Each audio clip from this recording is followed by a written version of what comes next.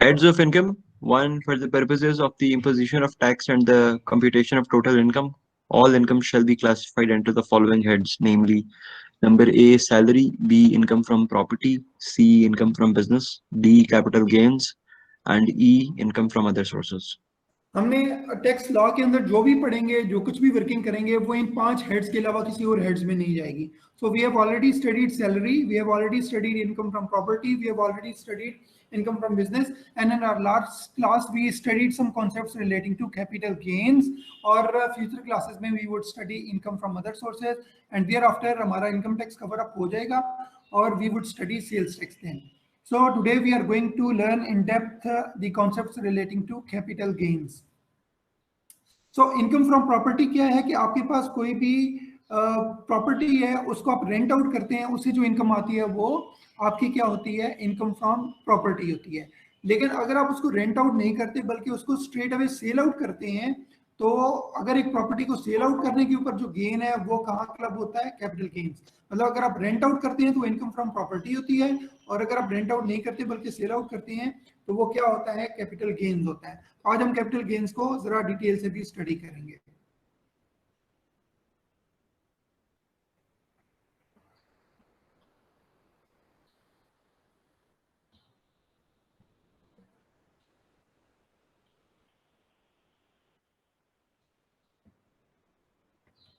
So students, here we go with capital gains tax.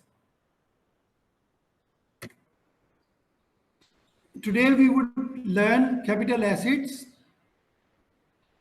कौन से assets हैं जिनको कैपिटल एसेट्स हम कंसिडर करते हैं और उनके ऊपर गेन को कैपिटल गेन कंसिडर करते हैं, और फिर उस गेन की कंप्यूटेशन कैसे होती है, और अगर तो आपकी सेल कंसिडरेशन ज्यादा है कॉस्ट से तो वो कैपिटल गेन होगी, लेकिन अगर आपकी कॉस्ट ज्यादा है सेल कंसिडरेशन से तो वो लॉस होगा, उसका क्या ट्रीटमेंट होगा.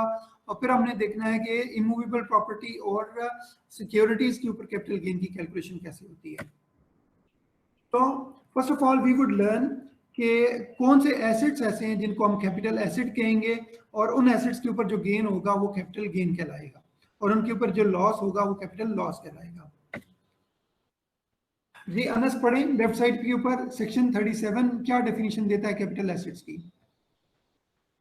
Capital asset means the property of every kind held by a person, whether or not connected with a business, but does not include any stock in trade.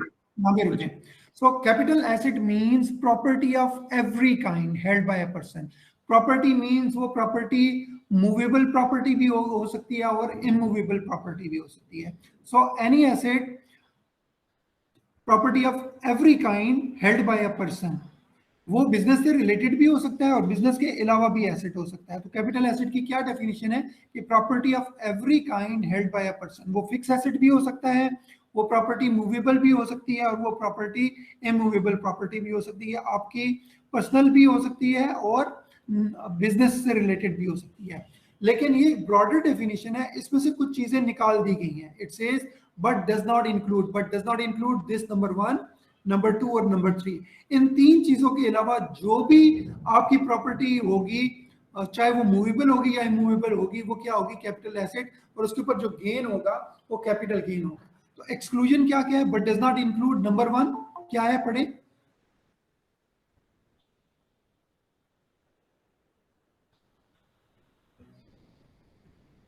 समझ, आपको मैं एडमिट कर रहा हूं, नेक्स्ट टाइम इतना late में आपको admit नहीं करूंगा.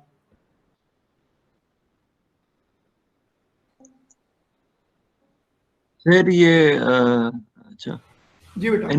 any stock and trade consumable stores or raw materials held for the purpose of business. बस यहाँ पे रुक जाए. तो इसका मतलब है कैपिटल एसेट हर तरह की प्रॉपर्टी उसके अंदर इंक्लूडेड है, चाहे मूवेबल है, चाहे इमूवेबल है, चाहे बिजनेस से रिलेटेड है या नॉन बिजनेस से रिलेटेड है, लेकिन उसके अंदर any stock in trade, consumable stores, raw material held for the purpose of business नहीं है. It means stock in trade क्या है, आपकी इन्वेंट्री. ठीक है, इन्वेंट्री चाहे आप मैन्युफैक्चर कर रहे हैं उसके लिए आप यूज कर रहे हैं, रॉ मटेरियल इन्वेंट्री है, वो आगे आ भी रहे हैं रॉ मटेरियल्स, चाहे रॉ मटेरियल इन्वेंट्री है, चाहे आपकी वर्क इन प्रोसेस इन्वेंट्री है या फिनिश गुड्स है. हर तरह की जो इन्वेंट्री है वो कैपिटल एसेट में शामिल नहीं है. कैपिटल एसेट की जो डेफिनेशन है उसके अंदर कैपिटल एसेट के अंदर ये इन्वेंट्री शामिल नहीं है. कोई बता सकता है कि इन्वेंट्री अगर कैपिटल एसेट में नहीं है तो इन्वेंट्री के ऊपर अगर कोई आपको प्रॉफिट होता है, कोई इनकम होती है, तो वो कहाँ क्लब होती है, वो कहाँ असेस होती है? Any idea? Sir other incomes में होती है शायद। देखिए, आप इन्वेंट्री, एक बिजनेस एक इन्वेंट्री परचेज करता है, उसको सेल करता है, तो इन्वेंट्री की सेल किस हेड में रिफ्लेक्ट होती है? प्रॉफिट एंड लॉस में कहाँ क्लब होती है उसकी सेल? Profit and loss. जी, प्रॉफिट एंड लॉस में होती है ना उसकी सेल। और जो इन्वेंट्री जितनी वैल्यू के ऊपर आपने परचेज की थी, वो कहाँ रिफ्लेक्ट होती है? एडमिन एक्सपेंसेस में या कॉस्ट ऑफ गुड सोल्ड में? Sir good sold. Cost of good sold. और उस इन्वेंट्री से रिलेटेड आपकी सेलिंग एक्सपेंसेस है, एडमिनिस्ट्रेटिव एक्सपेंसेस हैं, तो वो प्रॉफिट एंड लॉस में एडमिन सेलिंग एक्सपेंसेस में आते हैं। और अल्टीमेटली इन्वेंट्री की परचेज और सेल का जो नेट इंपैक्ट है, नेट इनकम जो है, उसके ऊपर आप टैक्स देते हैं। तो इन्वेंट्री बेसिकली कहाँ क्लब होती है, कहाँ टैक्स होती है? इन्वेंट्री टैक्स होती है इनकम फ्रॉम बिजनेस के अंदर। कहाँ वो टैक्स होती है? इनकम फ्रॉम बिजनेस के अंदर। तो चूंकि इन्वेंट्री के ऊपर जो टैक्स है, क्योंकि इन्वेंट्री के ऊपर जो टैक्स है वो कहाँ आप देते हैं? वो देते हैं इनकम फ्रॉम बिजनेस के अंदर, इसलिए वो कैपिटल एसेट से निकाला गया है। ठीक है, क्योंकि इन्वेंट्री को आप सेल जब करते हैं तो आपकी सेल्स के अंदर जाती है, कॉस्ट ऑफ गुड सोल्ड के अंदर उसकी कॉस्ट जाती है, दोनों का जो डिफरेंस है वो ग्रॉस प्रॉफिट आता है। ग्रॉस प्रॉफिट में से एडमिन सेलिंग एक्सपेंसेस निकलते हैं तो नेट इनकम आ जाती है, नेट अकाउंटिंग इनकम, उसमें से एडजस्टमेंट्स करते हैं तो टैक्सेबल इनकम आ जाती है। तो ये जो टैक्सेबल इनकम है, ये इनकम फ्रॉम बिजनेस के अंदर क्लब होती है। तो इसलिए चूंकि इन्वेंट्री के ऊपर जो इनकम है वो कहाँ जाती है? इनकम फ्रॉम बिजनेस में, इसलिए इन्वेंट्री को कैपिटल एसेट ही से निकाल दिया गया है। क्योंकि कैपिटल एसेट के ऊपर जो गेन है वो कैपिटल गेन में आता है, इसलिए जो इनकम फ्रॉम बिजनेस है उसको एक्सक्लूड कर दिया गया है। गॉट इट जी? So capital asset means property of every kind held by a person whether or not connected with the business but does not include inventory. Number 2, दूसरी exclusion क्या है वो पढ़ें।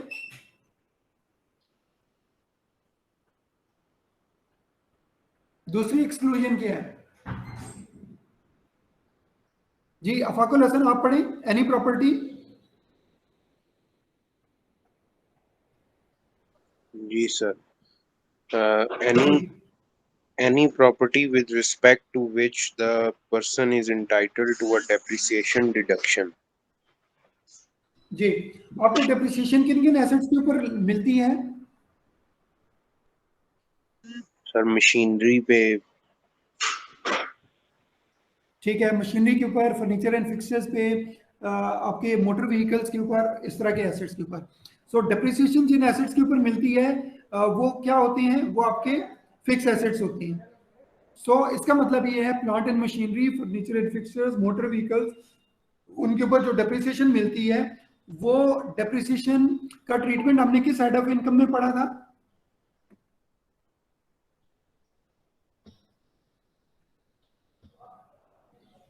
जी बोले, डेप्रिसिएशन का ट्रीटमेंट हमने किस साइड ऑफ इनकम में पढ़ा था अभी पिछले लेक्चर्स में?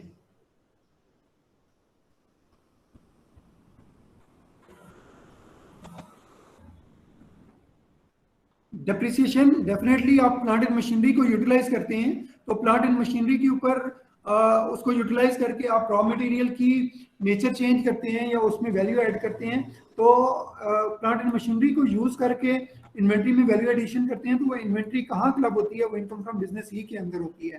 तो इसका मतलब ये है कि चाहे इन्वेंट्री हो, चाहे ये डेप्रिसिएशन हो, डेप्रिसिएशन किस प्रॉपर्टी के ऊपर है? फिक्स एसेट्स के ऊपर है, या डेप्रिसिएशन के अलावा अमोर्टाइजेशन है तो आपके इनटेंजिबल एसेट्स के ऊपर है। तो इट मींस इन्वेंट्री भी एक्सक्लूड हो गई, और डेप्रिशिएबल, डेप्रिसिएशन किसके ऊपर है? डेप्रिशिएबल एसेट्स के ऊपर।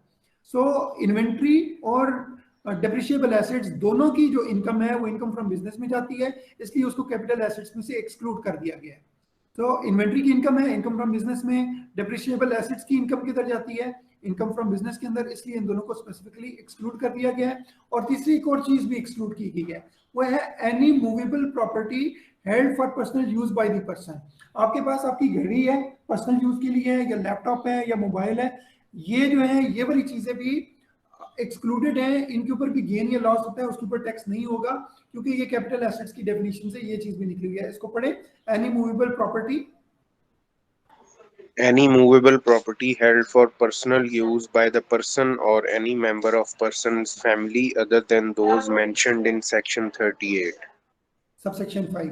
सो इसका मतलब है कि कैपिटल एसेट्स हर तरह की प्रॉपर्टी होती है, मूवेबल प्रॉपर्टी या इमूवेबल प्रॉपर्टी, चाहे बिजनेस से रिलेटेड हो चाहे ना हो, लेकिन उसके अंदर ये तीन चीजें शामिल नहीं है। इन्वेंट्री, क्योंकि इन्वेंट्री इनकम फ्रॉम बिजनेस के अंदर टैक्स हो रही है। डेप्रिशिएबल एसेट्स, क्योंकि डेप्रिशिएबल एसेट्स की जो भी इनकम है वो किधर जाती है, इनकम फ्रॉम बिजनेस के अंदर जाती है। और any movable property held for personal use, इसको भी स्पेसिफिकली एक्सक्लूड किया गया, इसके ऊपर टैक्स है ही नहीं, तो ये तीनों चीजें एक्सक्लूडेड है, ठीक है। और आगे कहते हैं other than those mentioned in section 38 sub section 5, इसके अंदर कुछ डिफरेंट टाइप के एसेट्स हैं जो पर्सनल एसेट्स तो हैं लेकिन वो उनको स्पेसिफिकली कैपिटल एसेट के अंदर इंक्लूड किया गया है, वो हम आगे पढ़ेंगे।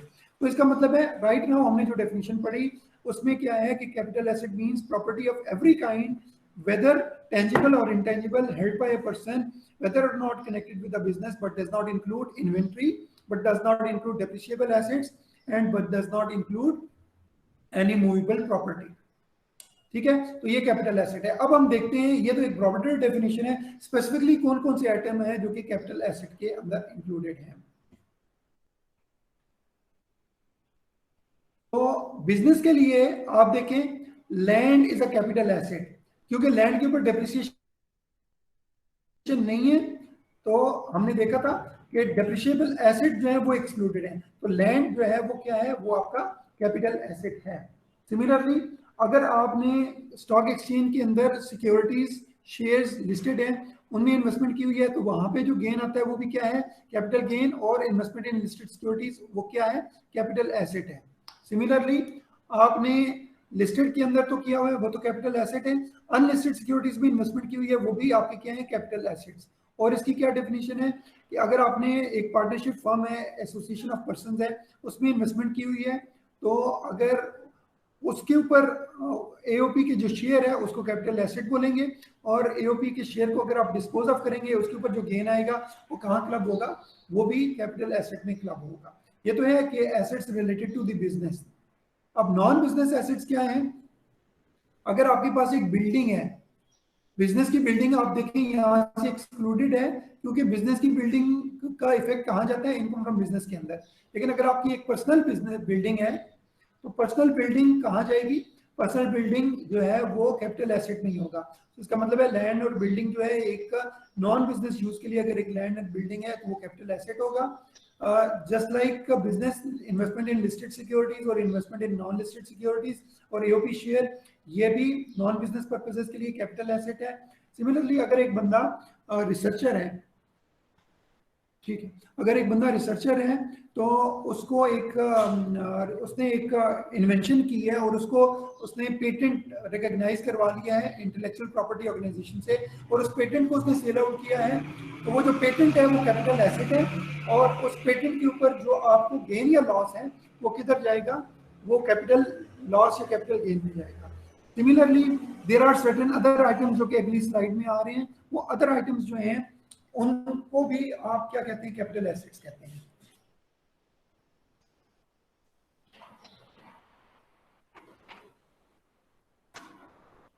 तो स्टूडेंट्स ये आपके कैपिटल एसेट्स हैं। अब इन कैपिटल एसेट्स की टैक्सेशन किस तरह से है कि जो इमूवेबल प्रॉपर्टी है, लैंड और लैंड एंड बिल्डिंग, उसके रेट सेपरेट हैं, वो सेपरेट ब्लॉक ऑफ इनकम में आता है।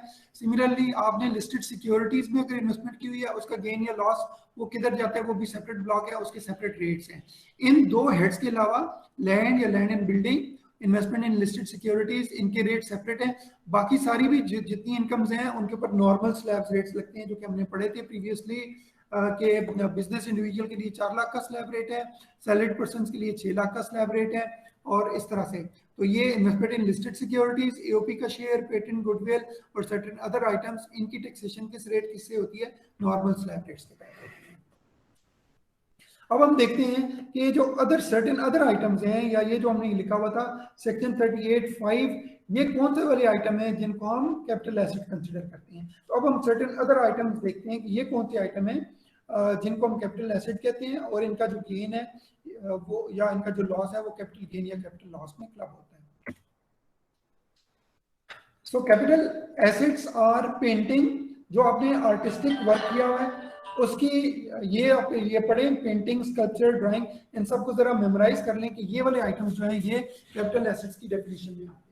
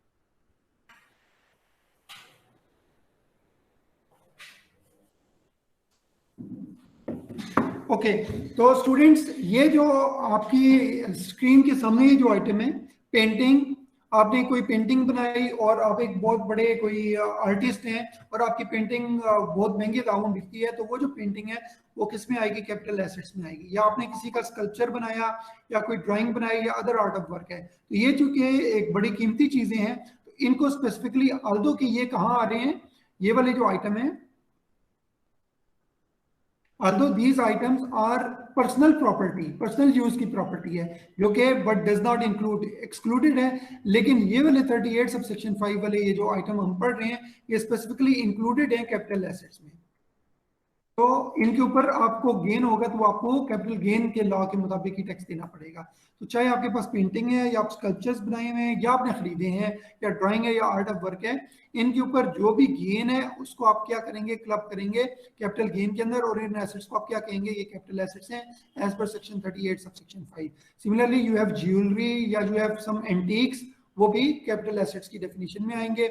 इसके बाद क्या है कि आपके पास किसी का रेयर मैन्युस्क्रिप्ट है, किसी के पास हैंड रिटन कोई पोएट है उसका हैंड रिटन कोई बुक है, या कोई इल्हामी किताब है उसका कोई उस दौर का कोई मैन्युस्क्रिप्ट है वो आपके पास है, या पूरी बुक फॉर्म में नहीं है, सिंपल उसके कुछ पेजेस हैं, तो वो भी सर्टेन आइटम्स की डेफिनेशन में आते हैं। अगर उनको सेल आउट करेंगे तो उसका जो गेन होगा, इन आइटम्स को आप कैपिटल एसेट कहेंगे और इनका जो गेन होगा वो कैपिटल गेन में जाएगा। सिमिलरली कोई बुक है आपके पास, कोई कीमती कोई बहुत पुरानी बुक है, तो वो भी कैपिटल एसेट्स में आएगी।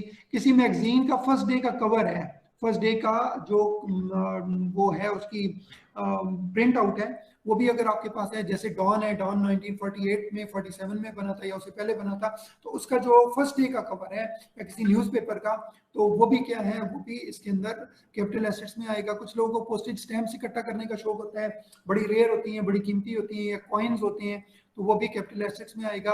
आपको अगर किसी यूनिवर्सिटी से मेडल मिला तो वो मेडेलियन जो है वो भी आपकी कैपिटल एसेट्स में आएगा। तो इन सब एसेट्स के ऊपर अगर कोई गेन है तो उसका टैक्स का ट्रीटमेंट कहाँ आएगा? वो उनको कैपिटल एसेट कहेंगे और इनका जो गेन होगा उसको कैपिटल गेन कहेंगे।